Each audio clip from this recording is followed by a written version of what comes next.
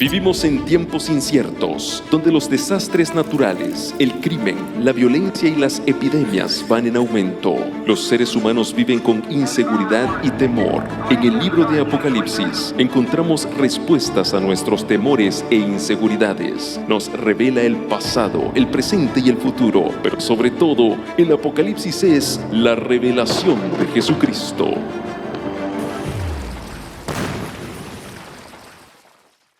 Hola, apreciados hermanos, amigos, quiero aprovechar para enviar un saludo especial a aquellos que nos están sintonizando por este canal de televisión y también a esta linda gente que aquí se encuentra con nosotros en Fort Worth, Texas. Sean bienvenidos a esta serie profética titulada Descubriendo los símbolos del Apocalipsis. El mensaje para esta ocasión es los 7 sellos del Apocalipsis. Vamos a comenzar con la parte 1, porque esta división del Apocalipsis la vamos a hacer en 4 presentaciones. Y hoy vamos a estar comenzando con la primera parte. Dijimos que el Apocalipsis está distribuido en 2 partes, y para aquellos que nos están sintonizando por primera vez, para beneficio tuyo, vamos a explicar rapidito que el Apocalipsis está dividido en 2 partes. Parte histórica, capítulos 1 al 14, tiene que ver con la historia de la iglesia cristiana, comenzando desde el primer siglo, avanzando en la historia hasta cuando Cristo viene en gloria por su iglesia. Ahora la parte escatológica, que tiene que ver con eventos del fin, capítulos 15 al 22, ahí esa parte no se ha cumplido todavía nada de eso, pero una vez que se cumplen esos eventos finales escatológicos, se cumplen rápido y dramáticamente y Jesús aparece en gloria por su iglesia. Pero la parte histórica, lo que tú lees en los capítulos 1 al 14, prácticamente todo ya se ha cumplido, queda muy poco por cumplirse. Ya estudiamos la introducción al Apocalipsis, miramos también la primera división, las 7 iglesias, porque dijimos que tanto lo histórico como lo escatológico tiene 4 divisiones, o tienen 4 divisiones principales, y hay algunas subdivisiones allí también. Y ya estudiamos la introducción al libro, ya estudiamos 3 presentaciones sobre las 7 iglesias, y ahora entramos al mensaje de los 7 sellos, que es la segunda división de la parte histórica del Apocalipsis. Y el mensaje comienza en el capítulo 4, versículo 1, y se extiende hasta el capítulo 8, versículo 1. Y noten cómo comienza el mensaje en los versículos 1 y 2 del capítulo 4. Después de esto miré, y he aquí una puerta abierta en el cielo. Y la primera voz que oí, como de trompeta hablando conmigo, dijo: sube acá y yo te mostraré las cosas que sucederán después de estas. Y al instante yo estaba en el Espíritu, y he aquí un trono establecido en el cielo, y en el trono uno sentado. ¿Qué está viendo el apóstol Juan aquí, amado? Tú que nos ves desde tu hogar, está viendo una escena en el cielo del trono de Dios, y identifica al que está sentado en el trono, y está pero glorioso, maravilloso su aspecto. Identifica un arco iris también que está sobre el trono, y luego identifica a 4 seres vivientes también que están allí. Y luego también a 24 ancianos que están sentados también en tronos. Y lo que está viendo Juan es una escena de alabanza en el cielo. Alaban al que está sentado en el trono. Y son los 4 seres vivientes que dicen: santo, santo, santo. Y le están dando gloria al que está sentado en el trono. Y la escena se sigue desarrollando en el capítulo 4. Tiene solo 11 versículos el capítulo. Es un capítulo corto, pero se va desarrollando la escena. Y repito, es una escena de alabanza. Ahora la pregunta es: ¿quiénes son los 4 seres vivientes que se mencionan allí en el capítulo 4? Porque identifica uno como con rostro de león, otro como con rostro de toro, otro como con rostro de un hombre, de ser humano, y otro como rostro de águila, imagínense ustedes. Pero los identifica cada uno de ellos teniendo 6 alas, son serafines, son seres angelicales. De hecho, el profeta Ezequiel recibió una visión similar a esta, y eran seres celestiales.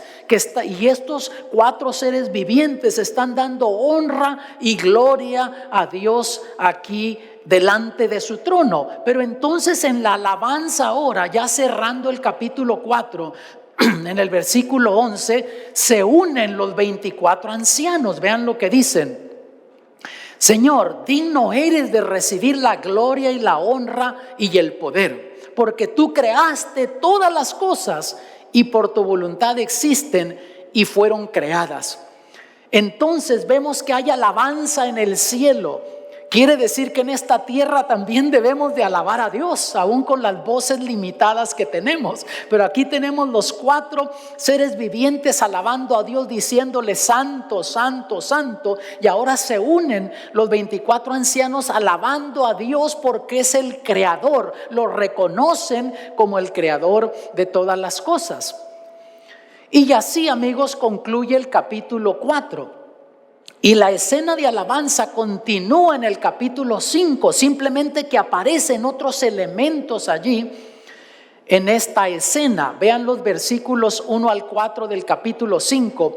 Y vi en la mano derecha del que estaba sentado sobre el trono un libro escrito de dentro y fuera, sellado con 7 sellos. Y vi un fuerte ángel predicando en alta voz: ¿quién es digno de abrir el libro y de desatar sus sellos?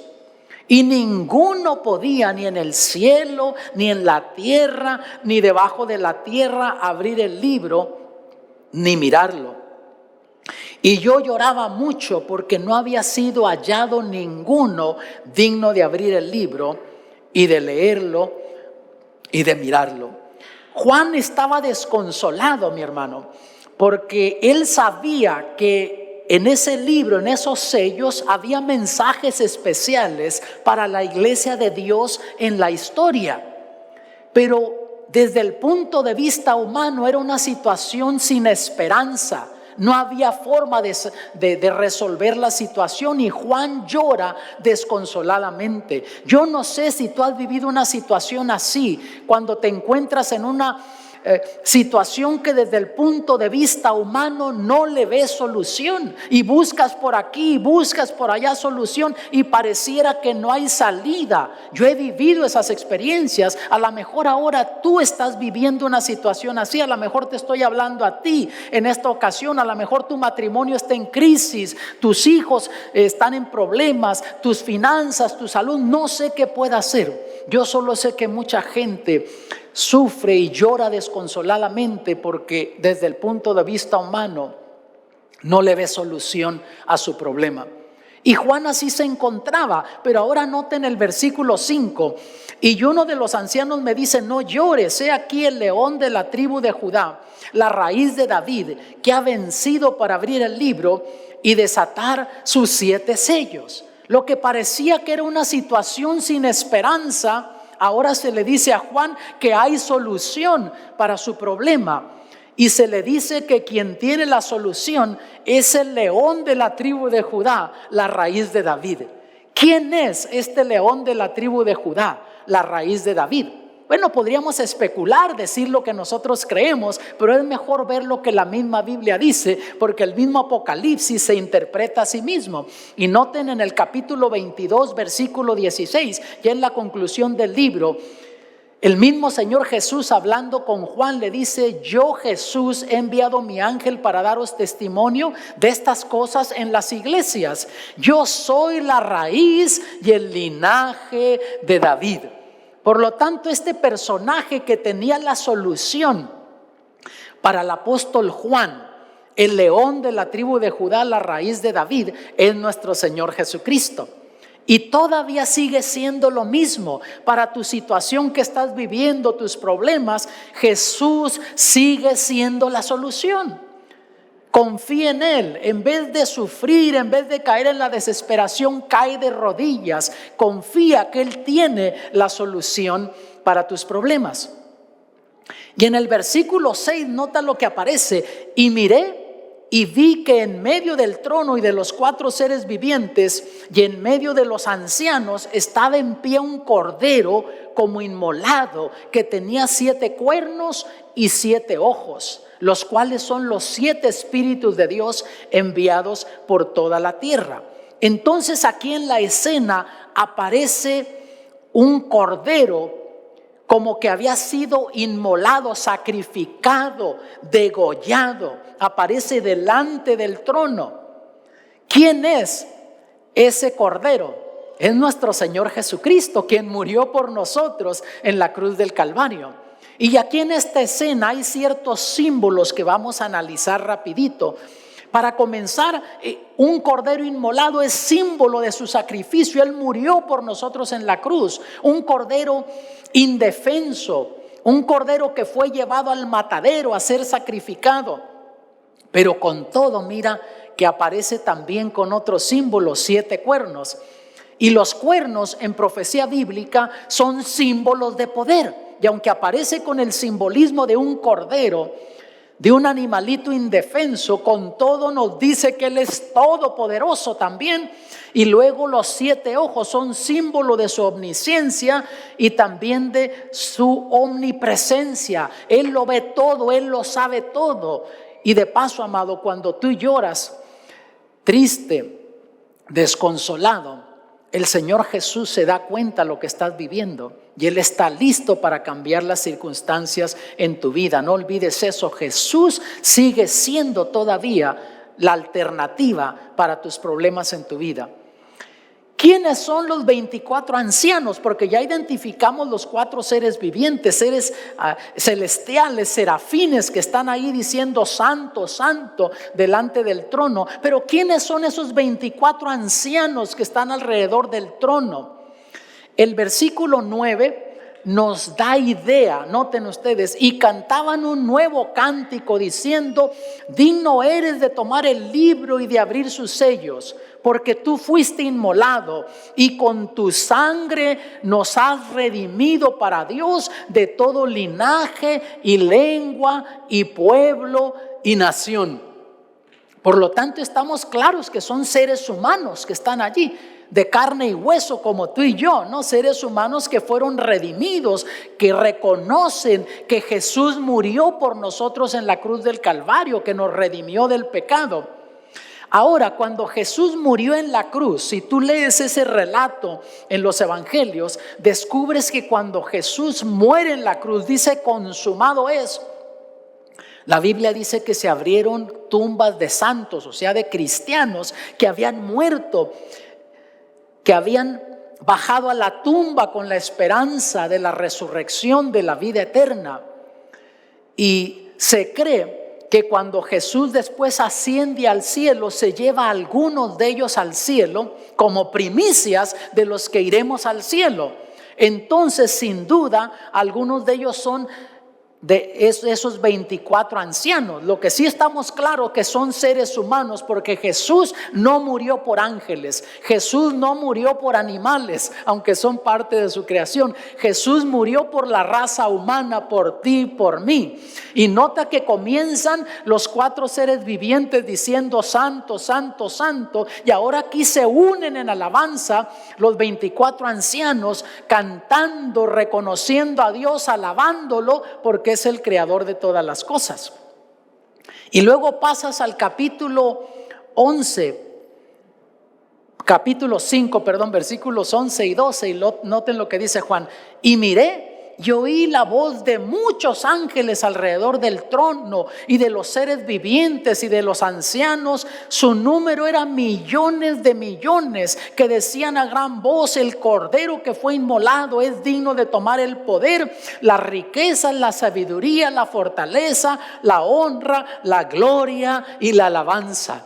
¡Qué maravilloso! Aquí tú te das cuenta que en esa escena de alabanza se entran en lo que se le llamaría en música en crescendo, o sea, la alabanza va aumentando en intensidad, porque en el capítulo 4 comienzan los 4 seres vivientes y se unen también los 24 ancianos alabando a Dios porque es el creador. Ya en el capítulo 5 lo alaban tanto los 4 seres vivientes como los ancianos porque Él fue inmolado. Pero ahora aquí se unen todas las huestes celestiales y dice que son millones de millones. Notan como la alabanza va aumentando en intensidad. Pero con todo, todavía no llega a su intensidad máxima la alabanza aquí en el cielo. El versículo 13 nos muestra cuando llega la intensidad máxima, la alabanza. Y noten lo que dice: y oía toda criatura que está en el cielo y sobre la tierra y debajo de la tierra y que está en el mar y todas las cosas que en ellos hay, diciendo al que está sentado en el trono y al Cordero sea la alabanza y la honra y la gloria y el poder por siempre jamás. ¿Qué les parece, hermanos? Ahora aquí no solamente son los 4 seres vivientes, los 24 ancianos alabando, las huestes celestiales que son millones y millones, pero dice que ahora se une todo lo creado, lo que está en el cielo, en la tierra y debajo de la tierra. Ahora, amados, esta escena del versículo 13 todavía no se ha cumplido. Las otras escenas del capítulo 4 que lo alaban porque es el creador, los 4 seres vivientes y los 24 ancianos, eso ya se cumplió. Cuando la escena a principios del capítulo 5 se alaba a Jesús porque Él es el Cordero, Él es el que murió por nosotros, esa escena ya se cumplió. Pero esta escena del versículo 13 todavía no se ha cumplido. ¿Saben cuándo se va a cumplir? Cuando Cristo Jesús venga por su iglesia y vayamos al cielo y nos unamos en alabanza a los 4 seres vivientes, a los 24 ancianos y a todas las huestes angelicales, y alabemos al que está sentado en el trono y al Cordero. ¿No les parece maravilloso eso? Y Dios espera que tú estés ahí en esa escena de alabanza. Y si te lo pierdes, no va a ser porque Dios no quiso que estuvieras allí. Va a ser porque tú rechazaste la invitación que Él te dio para que fueras parte de su iglesia, para que aceptaras a Cristo y pudieras ir a esa escena de alabanza. Esto, hermanos, es una escena introductoria del santuario celestial. Cuando estudiamos el mensaje de las 7 iglesias, notaron que comenzaba con una escena también del santuario celestial. Jesús caminando en medio de los 7 candeleros, haciendo la obra de sacerdote, ministrando por la iglesia. Pero cuando un sacerdote oficiaba en favor del pueblo, ofrecía un cordero, un sacrificio. Pero aquí Jesús nos muestra que Él no solamente es el sacerdote que ministra por nosotros, Él es también el sacrificio, el cordero que derramó su sangre por nosotros para que ahora tengamos nosotros esperanza de vida eterna. ¿No te parece maravilloso eso? Y en el capítulo 7, noten lo que dice versículos 9 y 10. Después de esto miré y he aquí una gran multitud, la cual nadie podía contar, de todas naciones y tribus y pueblos y lenguas, que estaban delante del trono y en la presencia del Cordero, vestidos de ropas blancas y con palmas en sus manos, y clamaban a gran voz diciendo: la salvación pertenece a nuestro Dios que está sentado en el trono y al Cordero. Notan cómo la alabanza continúa aquí en el capítulo 7 y nos apunta hacia Cristo Jesús el Cordero. Tenemos que estar claros en esto, hermanos, que la salvación no es nuestra. Tú y yo no podemos comprar la salvación. En la historia ha habido momentos que se han promovido indulgencias, penitencias, y que de esta manera tú ganas el cielo. Pero no, si tú irás al cielo y participarás de esa escena de alabanza ahí en el cielo, va a ser porque fuiste al pie de la cruz, aceptaste a Jesús como Salvador personal. Y nota entonces que la salvación pertenece ¿a quién? Al que está sentado en el trono y al Cordero. Y Juan 3:16 lo encapsula. ¿Qué dice Juan 3:16? Porque de tal manera amó Dios al mundo. Te amó a ti con un amor eterno, que dio a su Hijo unigénito. Ahí está Jesús para morir en la cruz, para que todo aquel que en Él crea no se pierda, mas tenga vida eterna. Gloria a Dios por ello, hermanos. Ahora, si la salvación pertenece a Jesús, ¿por qué necesitamos la salvación nosotros? ¿Por qué necesita salvación el ser humano? ¿Por qué tú y yo necesitamos que alguien haya muerto en nuestro lugar para que podamos tener vida eterna y para que no tengamos que morir nosotros eternamente? Si vamos a la creación, vemos que cuando Dios creó este mundo, salió de las manos del Creador perfecto este mundo, Génesis 1:31, y vio Dios todo lo que había hecho, y he aquí que era bueno en gran manera, no tenía ningún rasgo de imperfección. Pasamos al capítulo 2 y está haciendo un resumen de lo que creó en el capítulo 1, y dice: y vio Jehová Dios, y dijo Jehová Dios, no es bueno que el hombre esté solo, le haré ayuda idónea para él. Menciona cuando en el sexto día de la creación Dios no solo creó a Adán, sino le creó a una compañera. Quiere decir, amados, que Dios nos hizo con la necesidad de tener un compañero, una compañera. Dios nos hizo para que nos complementemos uno al otro. Yo necesito a mi esposa y espero que ella me necesite a mí también, ¿no? Porque es lo que está diciendo aquí. Y si no lo había pensado de esa manera, pues ya se lo dije ahorita, no yo, sino Dios con su palabra, ¿notan? Y Adán y Eva tenían compañerismo entre ellos y también con Dios. Vivían en un ambiente tranquilo, no había rasgos de imperfección, no había sufrimiento, no había tristeza, no había dolor, no había sinsabores, eran felices en ese ambiente. Pero pasamos al capítulo 3 y descubrimos que algo dramático sucede, que ahora nos ha robado la paz y la felicidad a nosotros también. El versículo 1 comienza diciendo: empero la serpiente era astuta más que todos los animales del campo que Jehová Dios había hecho, la cual dijo a la mujer: con que Dios os ha dicho, no comáis de todo árbol del huerto. Y déjame decirte, mi hermano, tú que nos ves desde tu hogar, la serpiente, antes de que entrara el pecado, era un animal lindo. Eva estaba familiarizada con la serpiente, pero ahora le estaba hablando, y no era la serpiente en sí, era el diablo que estaba usando a la serpiente como medium.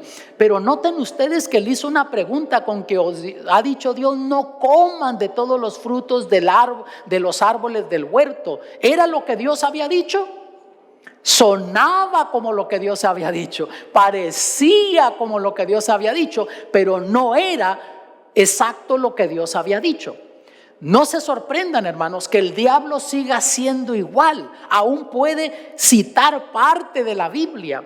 Yo he conocido personas que me han dicho: oye, pero pues ¿qué tiene de malo? Si Dios hizo esto, Dios hizo lo otro, y Dios quiere que seamos felices, y aún mencionan la Biblia, pero están hablando de cosas que van en contra de la voluntad de Dios, porque el diablo sigue siendo igual.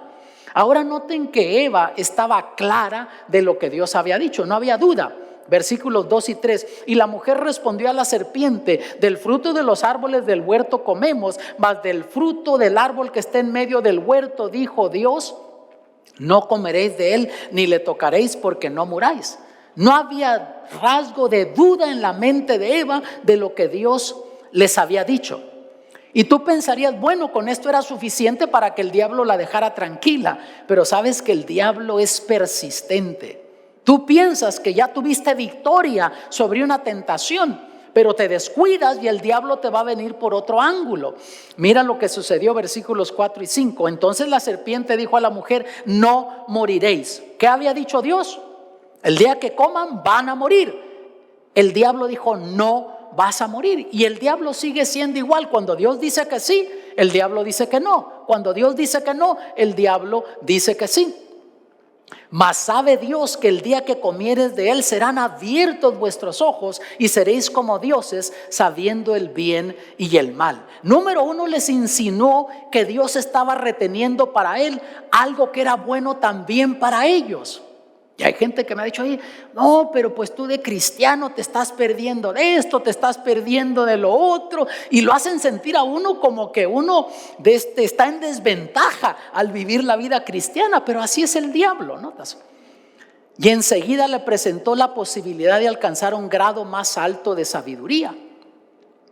Y entonces vemos que aquí el diablo le estaba metiendo, sembrando las semillas de la duda en la mente de Eva, que desconfiaran de Dios, que no creyeran en Él.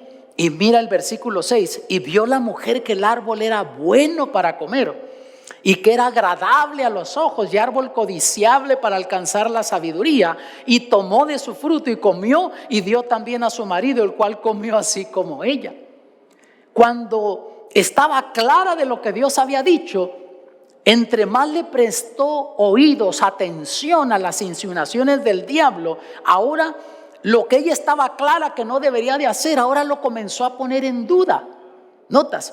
Y así es el pecado. Tú comienzas a curiosear con el pecado y tú puedes estar claro de lo que Dios dice, tener el conocimiento bíblico, pero si tú te comienzas a descuidar espiritualmente y comienzas a curiosear con el pecado, la primera vez que desobedeces te va a hacer sentir mal, porque así es el pecado.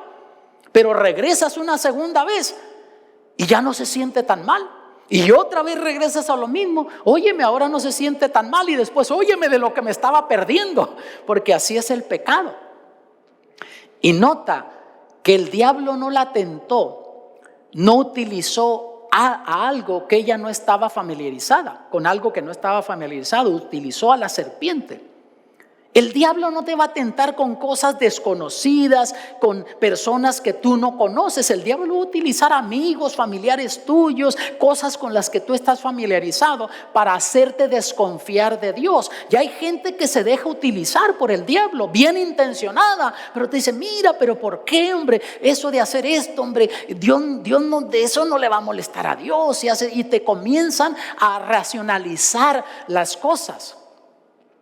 Y nota que era agradable a los ojos y al paladar. El ser humano sigue siendo igual. Nos dejamos guiar por lo que vemos, por el gusto, por lo que sentimos. Ay, pastor, pero es que esto no se siente tan mal. Pero déjame decirte, amado, puede ser que tú pienses que no se siente tan mal, pero si Dios dice que no lo hagas, aunque no lo entiendas, estás en mejor posición obedeciendo a Dios que poniendo en duda la sabiduría de Dios. Saben que yo no crecí en un hogar cristiano. Yo conocí de la palabra de Dios y de Cristo. Comencé a conocer cuando tenía 15 años. Hasta entonces yo había tocado en un grupo de música desde los 12 años y me juntaba con un amigo que tenía como 18 años, era mayor que yo, le decíamos el Chivo. Y entonces muere mi papá y nos cambiamos de lugar, de barrio, y pierdo contacto con el Chivo. Y en ese interín yo conozco a una familia cristiana ahí en Morgan Hill, California, cerca de San José, y tenían un grupo pequeño y comencé a asistir a ese grupo pequeño y comencé a encontrar esperanza, le comencé a agarrar sentido a la vida. Y entonces comencé a ir a la iglesia y me bautizo. Y después dije, oye, voy a buscar al Chivo, a mi amigo, y voy a buscarlo. Y el Chivo se las había estado poniendo, era borrachón. Y yo también de chamaco, pero ya me las ponía de cuando en cuando con él. Y el Chivo hasta le hacía así, amigos. Y me imagino que ustedes no saben lo que es eso, ¿no? Pero el Chivo fumaba marihuana, ¿no? Y yo también de cuando en cuando le llegué a hacer así también con el Chivo. Entonces me vio y se alegró y dice, oye, échate una. No, Chivo, ya no le hago. Me estás vacilando. No es en serio, Chivo. Y cuando se dio cuenta que era en serio, me dice, ya te echaste a perder tú, hombre. ¿Se fijan cómo razona el ser humano? Ya te echaste a perder. Y entonces me dice, óyeme, te voy a hacer una pregunta.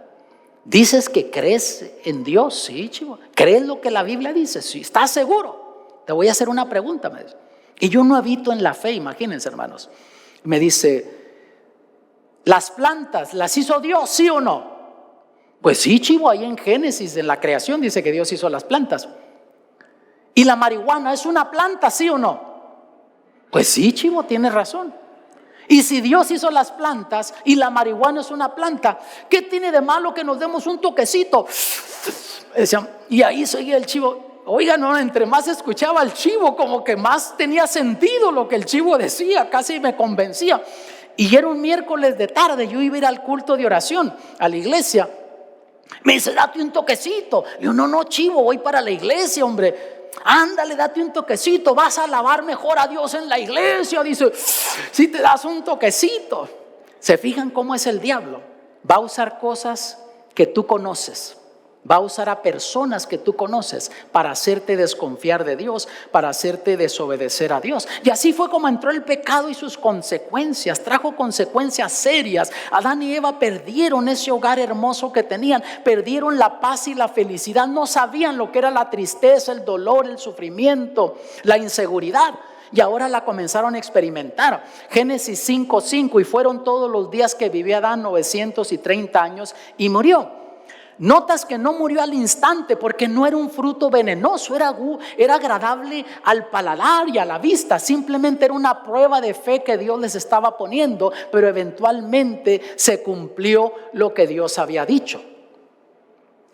En Romanos 5:12 dice: de consiguiente vino la reconciliación por uno, así como el pecado entró en el mundo por un hombre y por el pecado la muerte, y la muerte así pasó a todos los hombres, pues que todos pecaron. De ahí en lo adelante, la humanidad, el ser humano quedó infectado con el virus del pecado.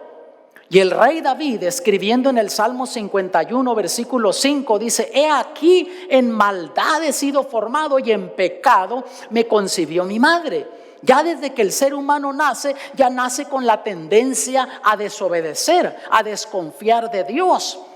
Te pongo un ejemplo: un niñito de 5 años. Tienes tú ahí un recipiente con galletas en la sala y le dices: mira, no toques esto, y el niñito está que le quiere meter la mano. No vayas a tocar esto, y tú te vas a otro cuarto y estás un rato allá. ¿Qué crees que va a hacer ese niño? Va a ir a meter la mano donde le dijiste que no la metiera. ¿Por qué? Porque esa es la tendencia del ser humano. Al niño no tienes que enseñarle a hacer lo malo.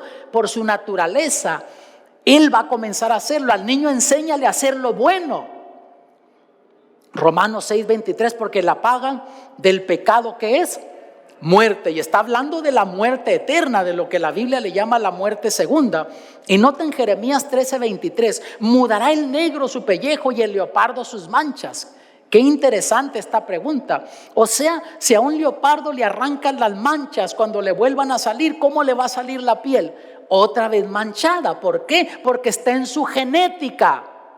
Y mira ahora el razonar de Dios aquí: así también podréis vosotros hacer bien estando habituados a hacer mal. O sea, el ser humano no puede cambiar su condición. Puede prometer que va a hacer, que quiere hacer, pero no tiene la habilidad del ser humano para cambiarse. Vive sufriendo con cargos de conciencia, sentimientos de culpabilidad, porque no logra cambiar su situación, su comportamiento.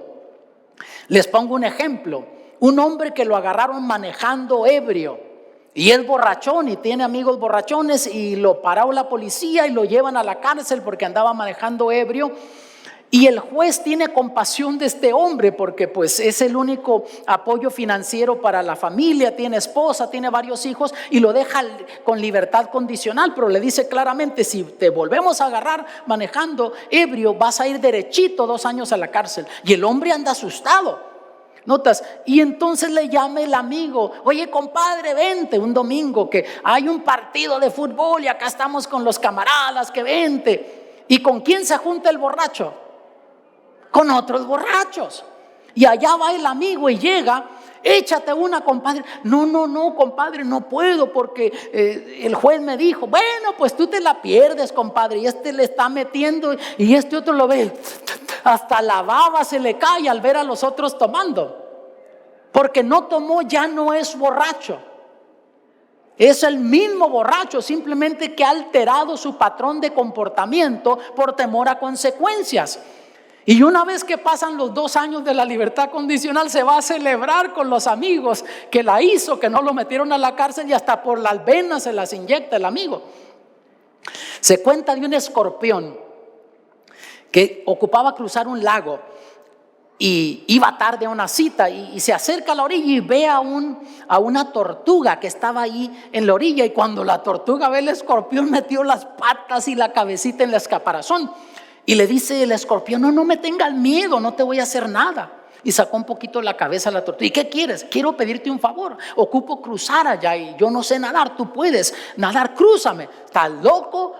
Si te dejo que te subas en mí, me vas a picar. Y el escorpión le dice: pero qué lógica tiene, te pico, te hundes tú y me hundo yo porque yo no sé nadar. ayúdame, de veras no me vas a... Sí, tranquilo. Y se sube el escorpión y comienza a nadar la tortuga. Y cuando va a medio camino, ¡pah!, siente un piquetazo en el cuello la tortuga y quiere nadar más a prisa para ver si logra llegar a la orilla. Y cuando sentía que se le entumían las extremidades, sus patitas, le gritó en desesperación al escorpión: ¿por qué me picaste? Y el escorpión dice: no sé, es mi naturaleza. Y los dos se hundieron y se ahogaron. Y saben, mi amado, así le pasa al ser humano. Se destruye a sí mismo con las decisiones que toma, destruye, lastima a aquellos que le aman, pero no tiene la habilidad de cambiar su situación, su comportamiento. ¿Tú crees que aquel borracho que en el fin de semana se gastó el dinero de la renta para el de la familia, de la comida, el lunes que viene, cuando ve a sus hijitos que están con hambre, tú crees que no le duele, no le parte el alma y se dice: ya no vuelvo a tomar? Pero el viernes de tarde, una vez que se encuentra con ese cheque, va y lo cambia y los amigos le llaman, otra vez va y se las pone, porque el ser humano no tiene la habilidad de cambiarse a sí mismo. Y sabes, todos hemos pecado, tenemos que entender esto, porque a veces pensamos: bueno, yo no soy drogadicto, no soy borracho, no soy ladrón, pero tenemos que entender que todos nosotros necesitamos la ayuda de Dios. Y si no lo crees, vamos a hacer un experimento a ver cuántos pecados tú cometes en un año. Y para ponerlo facilito, por día, ¿crees tú que puedas cometer 3 pecados por día? Te voy a poner un ejemplo. Supongamos que vas a tu trabajo y sales tarde ya. No sonó el alarma y te levantas gritando y insultando, y insultaste a tu esposa. Ya no tuvo la culpa, pero a alguien hay que echarle la culpa. Ya, primer pecado, ¿sí o no? Y vas como loco ahí por la avenida porque a ver si llegas a tiempo, y se te atraviesa otro loco también que va tarde y frenas y bajas la ventana y le recuerdas a la mamá. Ya, segundo pecado. Y luego llegas al trabajo barrido ahí y te saluda el patrón, el señor Martínez, y: señor Martínez, ¿cómo está? Y en tu mente dices que te pase el tren por encima, porque el tipo te cae como patada de mula, pero es tu patrón, hay que aceptarlo. Ya, tercer pecado. ¿Crees tú que sea lógico que cometas 3 pecados al día? Ahora multiplícalo por 365. Tú por lo menos cometes 1095 pecados. Y ahora multiplícalo por 20, 30, 40, 50 años. Entonces, ¿qué? ¿Somos pecadores, sí o no? ¿Eres tú pecador, sí o no, que nos ves en tu hogar? Claro que sí. Y lo primero que el pecado hace, nos aleja de Dios. Adán y Eva huyeron de Dios. Y cuando el ser humano más necesita la ayuda de Dios, es cuando más se aleja de Dios. No quiere escuchar de la Biblia, no quiere venir a la iglesia. Y número 2, nos condena a la muerte. Quiere decir que en esa condición desesperada, con todo, Dios proveyó un plan para salvarnos. Dios no nos dejó en esa condición desesperada. Por eso necesitamos salvación. Por eso en Apocalipsis, ahí al comenzar el mensaje de los 7 sellos, dice que la salvación pertenece al que está sentado en el trono y al Cordero. Segunda de Pedro 3:9: el Señor no tarda su promesa, como algunos la tienen por tardanza, sino que es paciente para con nosotros, no queriendo que ninguno perezca, sino que todos procedan al arrepentimiento. Agradece a Dios, mi amado, que Dios es paciente contigo. Si Dios fuera como tú y yo somos, ¿desde cuándo ya se hubiese dado por vencido con nosotros? Pero Dios no se da por vencido tan fácil. Él sigue insistiendo porque te ama. Juan 3:16: porque de tal manera amó Dios al mundo que ha dado a su Hijo unigénito. Notas, el ser humano estaba en necesidad y Dios dio, Dios proveyó, para que todo aquel que en Él cree no se pierda, mas tenga vida eterna. Quiere decir que Cristo es la solución. Es la solución para ti, es la solución para mí también. Primera de Juan 3:5: y sabéis que Él apareció para quitar nuestros pecados y no hay pecado en Él. O sea, no tienes que seguir arrastrando toda esa carga de pecado en tu vida que te hace sentir mal, que te trae sentimientos de culpabilidad. Porque Jesús vino para quitarte esa carga de encima. En Isaías lo explica de esta manera. Isaías 53:5: mas Él herido fue por nuestras rebeliones, molido por nuestros pecados, el castigo de nuestra paz sobre Él, y por su llaga fuimos nosotros curados. Quiere decir que Jesús en la cruz fue tratado como tú y yo merecemos ser tratados, para que un día cuando Él venga en gloria por su iglesia, tú y yo seamos tratados como Él merece ser tratado. ¿No te parece un negocio redondo para nosotros? No dar nada y recibirlo todo.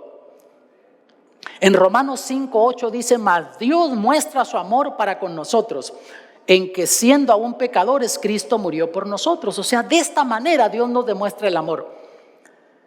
Yo he conocido personas que me han fallado, he depositado mi confianza en ellos y me han chasqueado. Y algunos me han dicho: yo te amo, yo te aprecio, y con sus acciones hacen lo contrario. Cuando eso me sucede, se me viene a la mente aquella canción mexicana que dice: ay, no me quieras tanto, ¿no?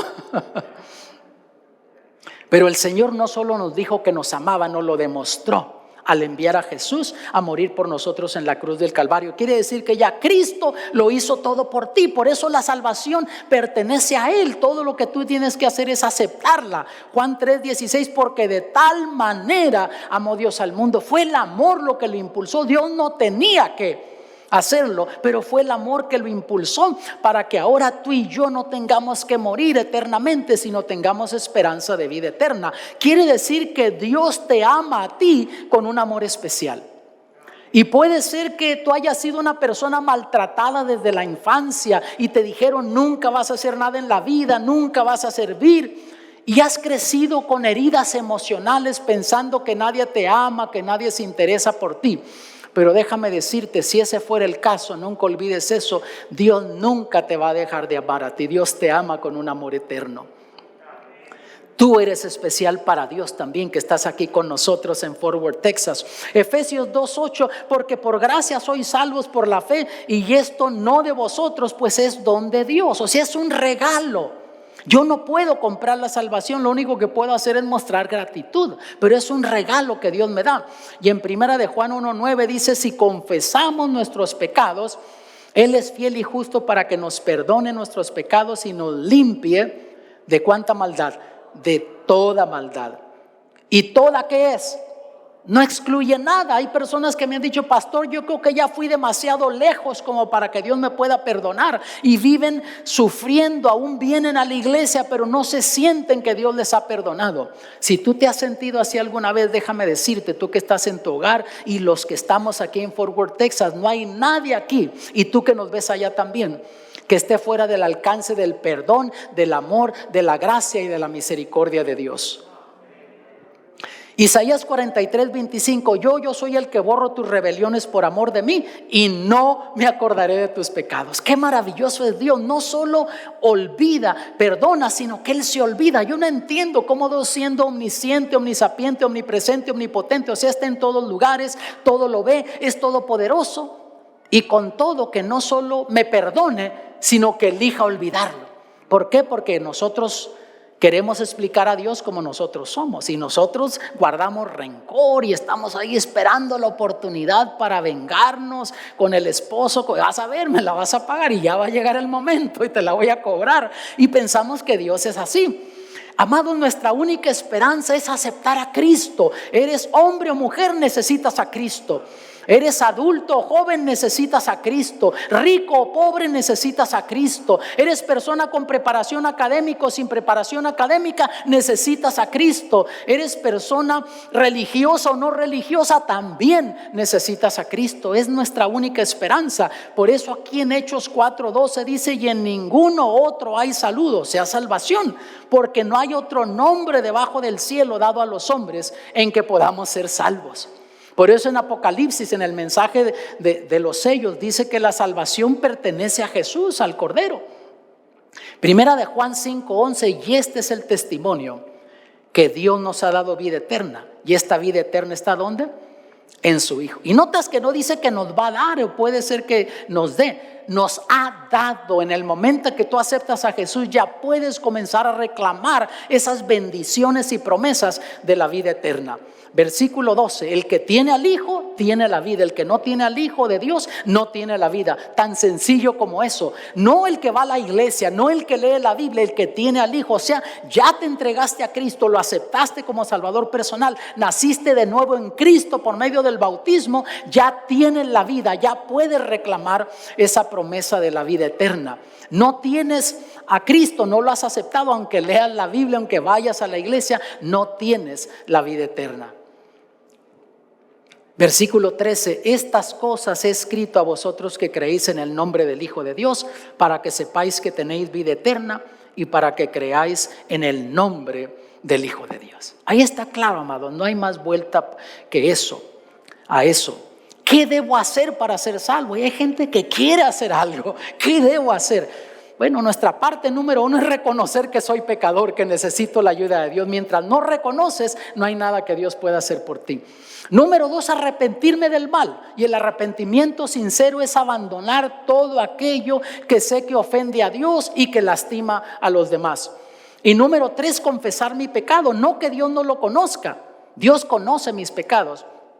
Pero cuando yo hablo con Él como un amigo y le abro mi corazón, eso trae alivio al alma y me ayuda a creer en sus promesas. Y número 4, aceptar a Cristo. Decir, Señor, tú eres mi única esperanza, te acepto como Salvador personal. Gracias por lo que hiciste por mí en la cruz. Y en Apocalipsis 3:20, en el mensaje de las 7 iglesias, ya estudiamos esto. Nota el versículo 20 del capítulo 3, dice, aquí yo estoy a la puerta y llamo. Notas que no eres tú quien tomas la iniciativa. Estás aquí tú en esta ocasión, estás viéndonos desde tu hogar. Ya el Señor Jesús tomó la iniciativa con su Santo Espíritu, te ha estado llamando y por eso estás sintonizando, por eso te encuentras aquí con nosotros. Y mira, si alguno oyere mi voz y abriere la puerta, entraré a él y cenaré con él y él conmigo. Él quiere venir a tu vida, quiere quitar de tu vida esa carga de pecado, ese remordimiento, ese estrés. Hay gente que hasta sufre desequilibrios mentales por la culpabilidad que va arrastrando, que no se puede perdonar a sí mismo por cosas que hizo del pasado. Oh, amados, Jesús es nuestra única esperanza. Y el comer, el compartir alimentos en la cultura hebrea era más que compartir alimentos. Era tener una amistad íntima. Y Jesús no quiere ser una teoría para ti, quiere ser una experiencia, quiere que tú lo experimentes, quiere ser un amigo personal tuyo. Pero tú tienes que abrir. No sé si estás tan ocupado que no estás oyendo a Jesús llamar. Y aquí en el griego, en Apocalipsis, yo llamo, no es tocar la puerta como nosotros creemos, es gritar. Él está gritando, te quiere captar la atención, porque no te dice si alguno oyere mi voz, no dice el toquido de la puerta, oyere mi voz. Él te está llamando, quiere captarte la atención. Yo no sé si tú estás tan ocupado escuchando otras cosas que no tomaste tiempo, no estás escuchando a Jesús. Apocalipsis 7:10, la salvación pertenece a nuestro Dios que está sentado en el trono y al Cordero. Ahí está. Y luego en el versículo 14 nota, estos son los que han salido de la gran tribulación y ya han lavado sus ropas y las han emblanquecido en la sangre del Cordero. Y por eso están en el cielo. Esa es una escena que no se ha cumplido todavía, pero está allí para que nos dé esperanza. Y la Biblia dice que es un número tan grande que humanamente no se puede contar. Eso me da ánimo a mí, porque a veces vemos indiferencia en la gente y uno tiende a pensar que no hay esperanza para nuestros hijos, para nuestros amigos. Pero déjame decirte, ya está profetizado en el Apocalipsis que el pueblo de Dios va a triunfar. Su iglesia va a triunfar, conmigo o sin mí. Contigo o sin ti, pero la iglesia de Dios va a triunfar y Dios quiere que tú triunfes junto con ella también.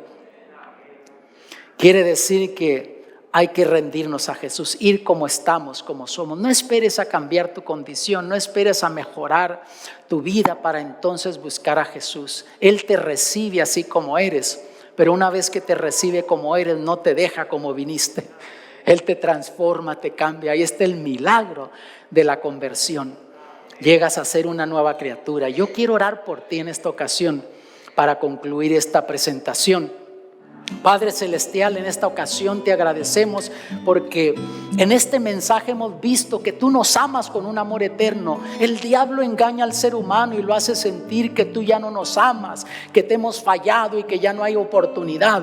Pero tú eres un Dios misericordioso y todavía estás con los brazos abiertos. Oh Padre, quita esa carga de condenación de nuestras vidas y ayúdanos a creer que ya nos has perdonado en Cristo y que ya podemos comenzar a experimentar el gozo de la salvación, de la vida eterna, porque te lo pedimos en el nombre de Jesús.